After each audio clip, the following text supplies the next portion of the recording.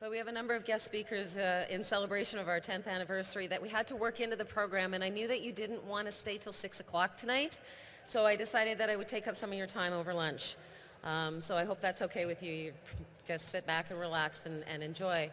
Our first guest speaker this afternoon comes to us from the Department of Alberta Education, and she's bringing greetings from the minister. And in the program, her name is there for you in her full title, but her name is Ellen Hambrook, and she's the Assistant Deputy Minister. So join me in welcoming Ellen, please.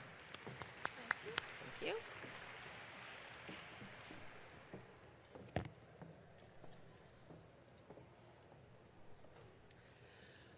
Well, first of all, let me open by saying congratulations on the 10th anniversary of the Literacy and Learning Day.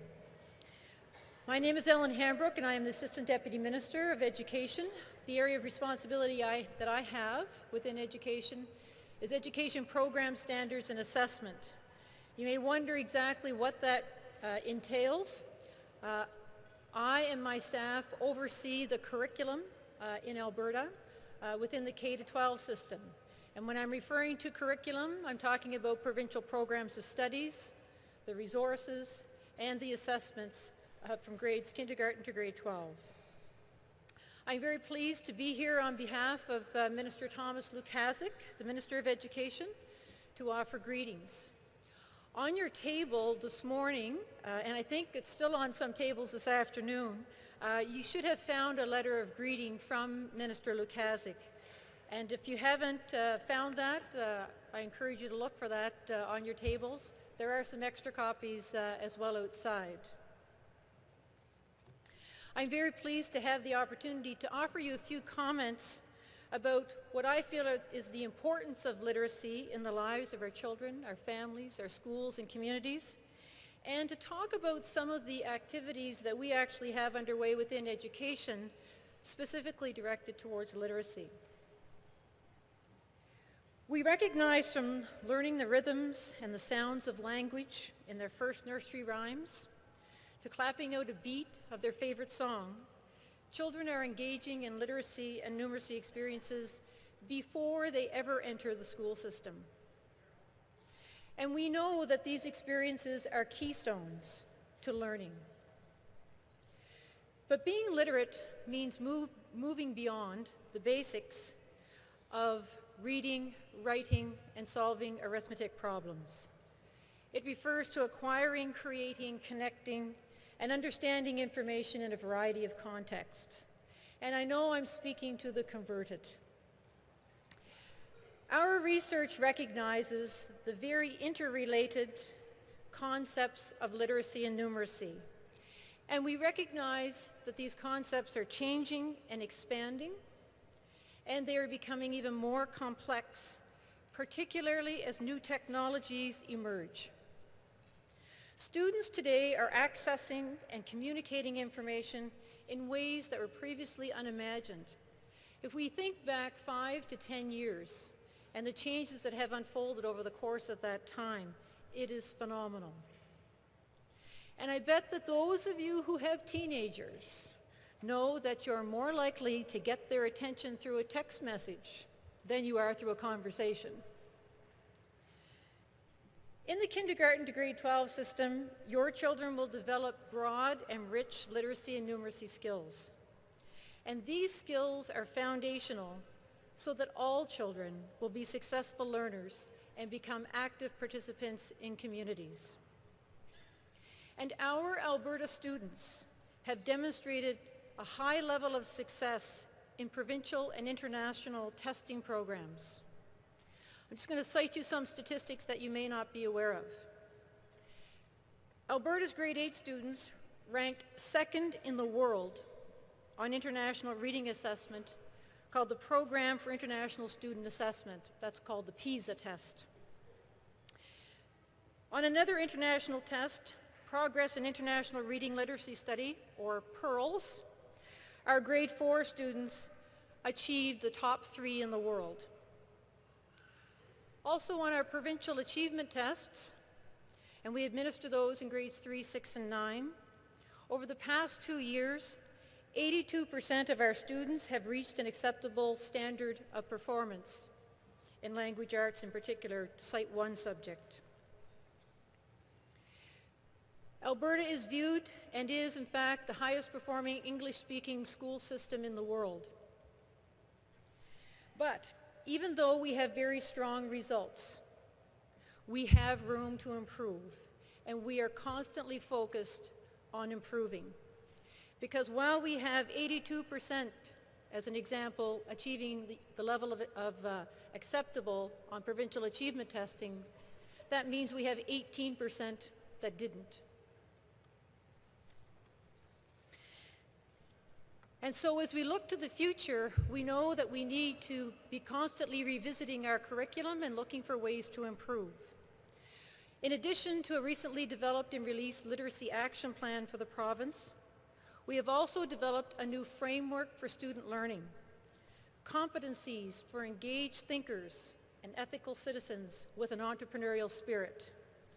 You will find that also on your table attached to the greeting letter from the Minister of Education. These are also available on our website at Alberta Education. There's also some French language versions of that if you would like to have them at the information table outside. This framework reflects a culmination of efforts that started with a massive provincial conversation and international research through an initiative called Inspiring Education. It describes the future of education and what an Albertan should look like 20 years from now. What are those competencies that we expect an educated Albertan to possess as we move away from an industrial model of education into a digitally based and globally focused education system? If you look on page 2 of that framework for student learning, there is a diagram, we call it the wheel, that identifies literacy and numeracy as foundational for all learning. And as we move forward to develop new provincial curriculum, it will become much clearer that literacy and numeracy are not just concepts that are focused on while children are in the K-3 levels, nor are they concepts that just need to be focused on by the language arts and mathematics teacher. It is the work of all teachers. It is the work in all subjects and at all grade levels. And this work needs to continue through high school. And we know that the completion of high school is a priority for us in Alberta. And we know that literacy plays a key role in that. Alberta's growing diversity as a population is reflected in our schools. Every day, teachers are working with students who are learning the Alberta curriculum while at the same time also learning English or French. We recently developed a provincial tool called the English as a Second Language Benchmarks. It is for English language learners and as a support for teachers to better identify the language level of students who are learning English. In summary, I want to close by reiterating that we have a shared responsibility. Individuals, families, communities, schools, and government, we must continue to work together to support our children and youth.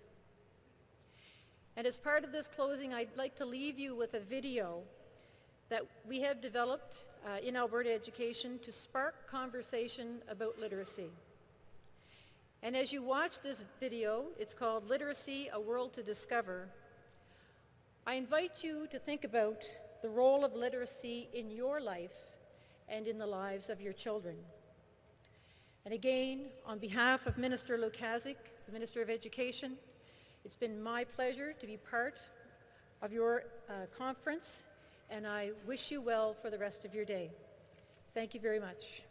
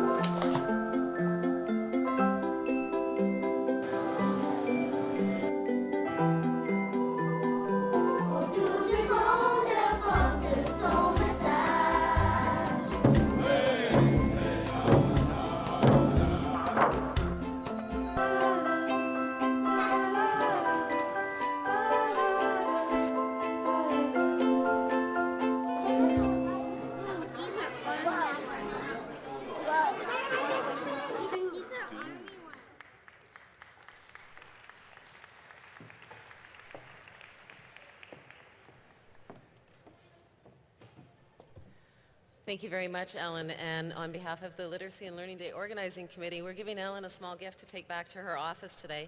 It's a book that you may have seen on the back table there. It's called Live Your Magic, and it's written by Larry Anderson, who is one of the strongest supporters and funders of this event.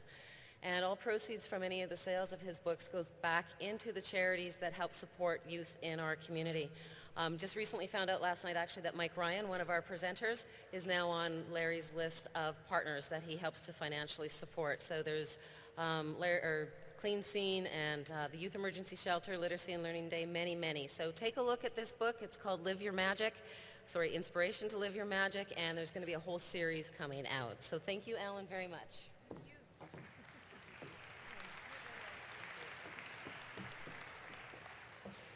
Okay, your next speaker today, if you were here 10 years ago, you'll recognize this individual, and he'll tell you the story, but I have to let you know that at the time that this idea came forward, I was the chair of the school council that Dave was sitting on when he came forward with this particular idea. And he came forward in the spring of 2002 to the school council, and he said, hey guys, what do you think? Do you think we could make a go of this? And to be perfectly honest, the vast majority of us around the school council table said, I don't know, that's pretty far-fetched. I don't think it's going to fly, Dave. And he said, oh, come on, we can make it work, and we could do it just for, Northeast Edmonton, or we could do it for all of Edmonton, and he thought big and he dreamed big. And we sort of said, well, you know what? You go away over the summertime and you get it sort of started and organized and planned, and if you come back in September and you've got a solid plan and you've got a solid team behind you, then the Parent Association that was affiliated with the school council will put forward $15,000 to support your plan. And since that time, I'm sure a lot of you know what's happened in his life and what's happened in our lives, the lives of the Literacy and Learning Day organizing crew, etc. And let him tell you the story. But we have to remember to thank those who dreamed big and thought big and basically said, build it and they will come. Please help me in welcoming Dave Colburn.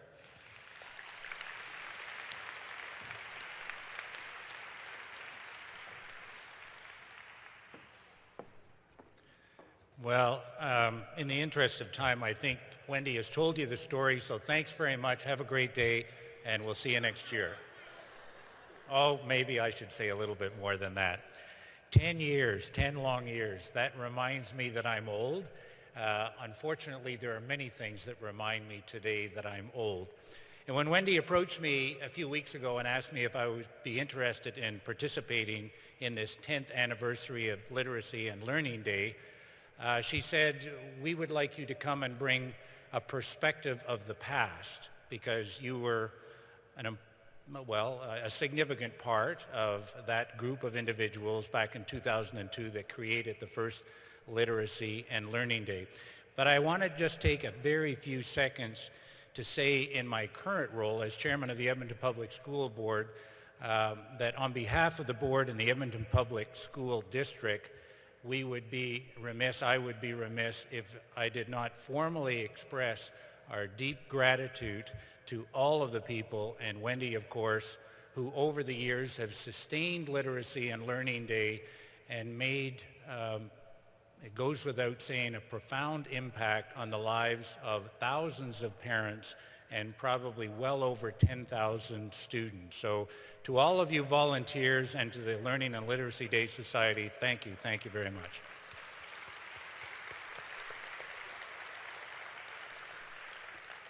So how this day began back in 2002, and when I speak about things for which I have some passion, I can go on and on. So I'm going to put my watch right here, and I've got about 7 or 8 minutes to share the story and offer a remark or two.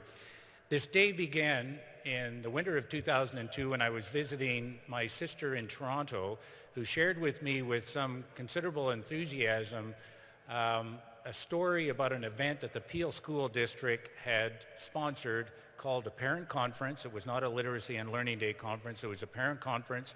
It was free to parents, and it provided parents with a number of workshops and a few keynote speakers. You recognize the format, that all of these things being designed to enhance a parent's ability to support the successful education of their children. The conference was free. It was entirely sponsored by the Peel School District. And Catherine, my sister, said, and the keynote speaker just blew me away. It was this guy, David Bouchard, and he spoke with such passion and such clarity, and he was so inspiring. And he's going to be speaking at our daughter's school tomorrow. And if you're still here, then perhaps you can come and listen to him. So I was immediately intrigued by the idea of a conference that was intended to enhance the role of parents. My position at the time on the Delwood Parent Council was that I was the advocacy rep. I had been having conversations with parent advocates all around the city, and I was very focused on enhancing the role of parents in education and the importance of parents being involved in their children's education. So I visited that school the next day. I listened to this fellow, David Bouchard. He blew me away, as he did my sister and as he will today. And I went up to David in this little out-of-the-way school in Port Credit, Ontario, and I said, David, this idea of a parent conference is fantastic. We can do it in Edmonton, and I want you to be our first keynote. And David said, right, sure. No, actually, he responded, as David always does, with sincerity and respect, and he said, well, sure, let's stay in touch. So I came back to the Delwood Parent Council, and as Wendy mentioned, I put this idea before them that we, a parent council, could create a day like the Peel School District had done that would be a conference for parents and be dedicated to enhancing their skills and insights into better supporting their children's education. I can't say that there was a lot of enthusiasm around the parent conference table when I put that idea before them, but everyone was respectful enough not to say that I was full of hooey. And as Wendy again mentioned, we made a commitment that a lady by the name of Diane Williamson, who is a fellow parent advocate and who had immediately signed on to this idea of a parent council, a parent event, a parent conference, endorsed and supported by a parent council, was feasible. So I said, let Diane and I go away over the summer and see what we can figure out and see if we can make this work and come back with a credible business plan. That involved me going back to Toronto and meeting with the communications director of the Peel School District and asking him a myriad of questions, one of them being, how much does this cost? And he said about $15,000. So Diane and I did the work over the summer. We secured a venue. We started to finalize a keynote speaker. We were having conversations with prospective presenters. And in the fall, I came back to the Parent Council and I said, well, here's our plan. What do you think? And the Parent Council said, okay. And from that point on, Wendy, our treasurer, Chris Antilov, came on board. We started to roll up our sleeves and do the serious work of organizing that first Literacy and Learning Day. There was one troubling moment, though. About halfway through the fall, when we were starting to get an appreciation of the cost of the event, it looked to me like it was going to come in at about $30,000 and not $15,000. Now, that was an unsettling moment to think that I was going to have to go back to our parent council and say, I know you committed to 15, but we're really asking for 30, so you'll give us 30, won't you? So I phoned the Peel communications director and I said, how did you possibly do this for 15,000? And he said, oh, well, that was our cost, the Peel School District. We had the Canadian Imperial Bank of Commerce contribute 15,000. Our overall cost was 30,000. So that could have been a derailing moment in the evolution of the first Literacy and Learning Day. But the commitment of the Delwood Parent Council was so strong at that point. We went forward. We devised a plan that where we would approach parent councils around the city and individuals to make contributions, and that first Literacy and Learning Day went forward. Now, I haven't been involved in Literacy and Learning Day since 2004, but we would not be here today. I've made a reference to Wendy and all of the volunteers, but I think it's fair to say we would not be here today celebrating the 10th anniversary if it had not been for the commitment and leadership of Wendy Keiver, who, when I indicated that I was going to step back from Literacy and Learning Day, having my sights on contesting a position on the Edmonton Public School Board in the upcoming election, Wendy, without any hesitation and enthusiastically agreed to take on the leadership role. I'm sure you can appreciate it is a lot of work, and Wendy has spearheaded her commitment, her leadership, has spearheaded the successful sustainability of this wonderful, wonderful day over the past 10 years. So please join me in giving an enthusiastic round of applause to Wendy Keiver.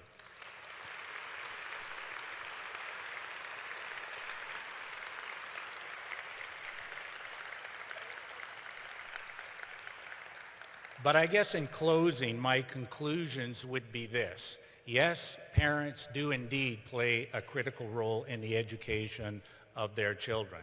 All of the time that you put into a day like today, all of the time that you put into attending parent council meetings, parent-teacher meetings, talking to your children about what's going on in the classroom absolutely will pay dividends, and the research is quite clear on that.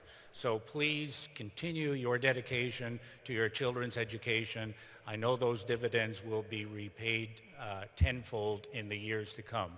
And the other concluding point I would offer is that a thought turns into a dream, is quickly embraced by a vision, and then hard work, and can become a reality in making a significant change in the lives of individuals and indeed cultures. So when you talk to your children about their ideas, there are little granular ideas that seem perhaps far-fetched. I encourage you to stimulate their imagination, support their dreams and vision, and I have absolutely no doubt that many of those granular ideas will become wonderful realities in the years to come, and your children will lead the way. Thank you very much.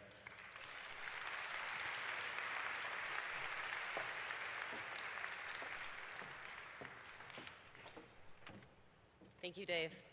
And Dave, we have a bag for you somewhere that also has one of those books, but you didn't check in the normal way like everybody else had to, so no, Dave doesn't do things the normal way.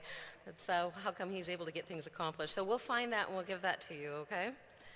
Okay, before I go into the looking towards the future part, there has been a bus pass that has been lost. It's this participant's only way home tonight, so if you find it, can you please turn it into the info help desk so she can go there and hopefully catch a ride home tonight. And also there have been a number of found items this morning and through the lunch hour. If you're missing something, check it out at the info help desk there, and more than likely that's where they are, hopefully for you. Okay, in all of your packages today, you will notice that you have a bright orange piece of paper, and orange is not my favorite color. That's okay. I was told there was enough pink here today. We didn't need to make this one pink. And I'd really like you to take that out, and I'd like you to take a look at it and just think about it for the next couple of minutes. The message I'm about to give you is probably one of the hardest messages that I've ever had to give anybody, especially after such wonderful accolades there from Dave. A number of the board of directors and the organizing committee are stepping down after today's conference. We've been working long and hard, and we now believe it's time for other people to step forward and carry this event further to the next level. We need new blood, we need new energy. And our planning, as I mentioned this morning, usually starts in May for the following year's conference. We have to sign contracts with venues, we have to find keynote presenters, we have to start doing all that preparation and the fundraising that goes into it. And this year, we're not doing that. Once today is over, the day is over. We'll wrap up the evaluations and pay the bills, et cetera, and we're not going to start planning another event for 2013 unless we get some people that can step forward and help us do that. Now, the board still sits as the board, the society, until the end of October. And we do have a casino that we're scheduled for in the first quarter of 2013. And I think we can probably find 4 or 5 volunteers that can keep the board alive so that we can have that casino and have that funding come in. But we need the volunteers who are willing to step forward in the next month or two and say, Wendy, I will take over your seat. When you step down, I will start signing the contracts. I will take the responsibility. So if you or anyone you know want this day to continue into the future, and I think it can, I believe it can, then we need you to get in touch with us and try and come to one of these 2 volunteer meetings that we have set up. We're not going to walk away and turn our backs and pretend nothing ever happened. We're still here to mentor. We're still here to lead. But we're not going to be the ones that are going to be doing all the organizing and all the work in the future. So we're going to ask that you reach out into the community now, or you reach into your own time and try and put forward a few hours. For some of us, yeah, it's unbelievable hours. And I won't lie to you, when you come to those meetings, I'll tell you how many hours goes into it. I won't get you into something you're not prepared to do. But we really need you to reach out and try and find somebody else to fill our shoes, because we're taking off our boots after 4 o'clock or 4:30 tonight. So, April would like the opportunity, April has never been on this stage in 10 years, and she would like the opportunity to introduce our next keynote speaker, who has become a dear friend over the last 10 years.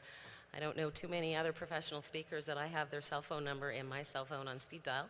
I'm very honored to have him here for the 10th year, and very pleased to be sitting in the audience to listen to him once again, and I will let April take it from here.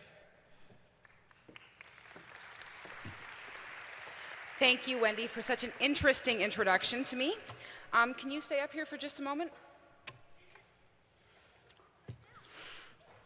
For those of you who don't know me, my name is April Cardinal, and I'm proud to be Wendy's eldest daughter. I apologize for ambushing you with this next item. However, I knew you would never allow me to do it if I asked for permission. So I figured it was a lot easier to beg for forgiveness later than it was to get your permission. And I'm not alone on this. I also want to thank the participants here today for allowing me to sidetrack from our agenda for a couple moments to honor the woman who has been one of our fearless leaders since day one. And thank you, David, for allowing me to cut into your time. Wow, 10 years seems like a lifetime ago. So much has changed in the last decade. This time, 10 years ago, we were still adjusting to finding out that I was pregnant with my oldest son, Caleb. And Taylor had just turned 10. We have come so far since that first conference on April 12, 2003. Do you remember that first year? Does anyone in the audience remember that first conference? See a few hands. Manually inserting 60,000 registration forms into brochures because the printer we chose lacked the technology to do it for us. Registrations entered manually into an Excel spreadsheet with their top choices. Countless hours around Rhonda's kitchen table trying to figure out how to give 1,000 people their top choice. Next year, we got smart. We decided to let our good friends, Mike and Trish Ureniak, otherwise known as Chicken Lip, do what they do best. Thankfully, they were able to design and keep perfecting a computer program that would do what we were doing, only much faster. Every year since then, under your guidance, we have made huge improvements in the way we do things for this amazing conference. Our most recent improvement being accepting Visa and MasterCard. The first year, I was so honored that you trusted me enough to ask me to be part of your project, even though I tell everyone you dragged me into it, because that must be the Gen Y part of me. I could see from the very beginning that it was going to be an unprecedented and life-changing event for the parents of Edmonton and surrounding areas. My whole life, I have always looked up to you and admired how you selflessly donate your most precious commodity, your time, to worthwhile causes like this.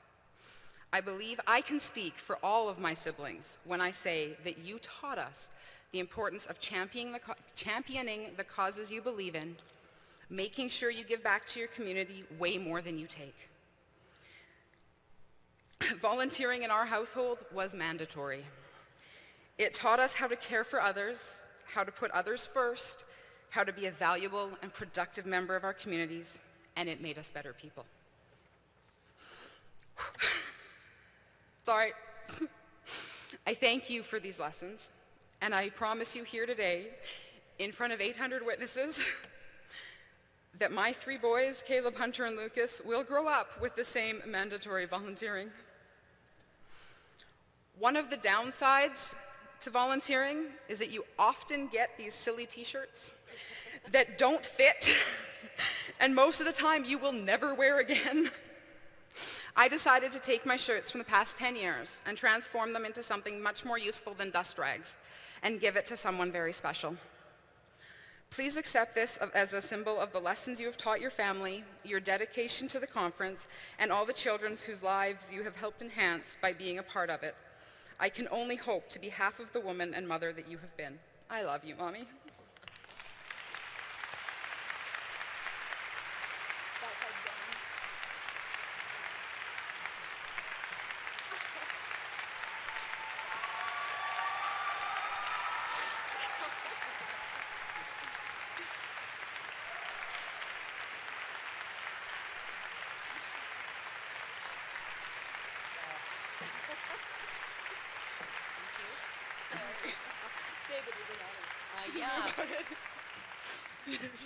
Okay, that helps to explain David's foreshadowing comment, "This is going to kill you." And he's right. Thank you. Wow. I don't know what more to say.